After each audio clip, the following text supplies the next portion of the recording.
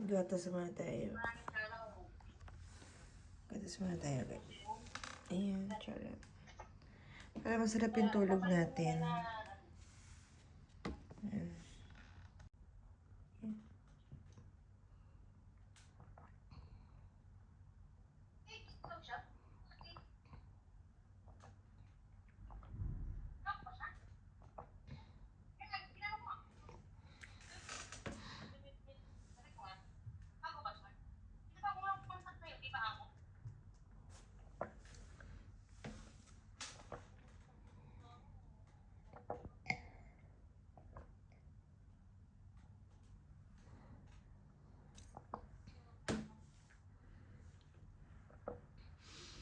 Ayan.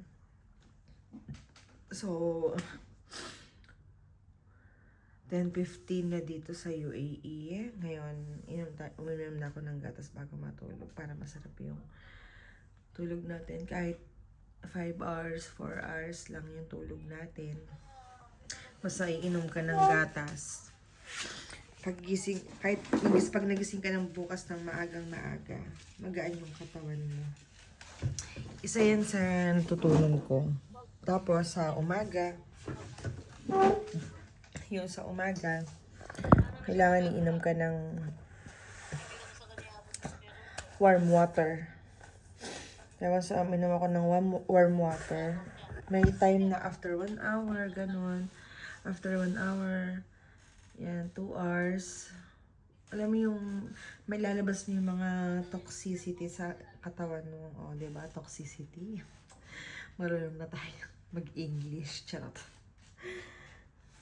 Ayan. Sabi ko ba siya nauubos? Ayan. Lalo sa amin na mga, aga magising, ganyan. Mga OFW, maraming katrabaho, na walang mga walang hinto sa araw-araw na trabaho, ganyan. Yung, alam mo yung mga among hindi ka pinagpapahinga, yung kararating pa lang is, diba?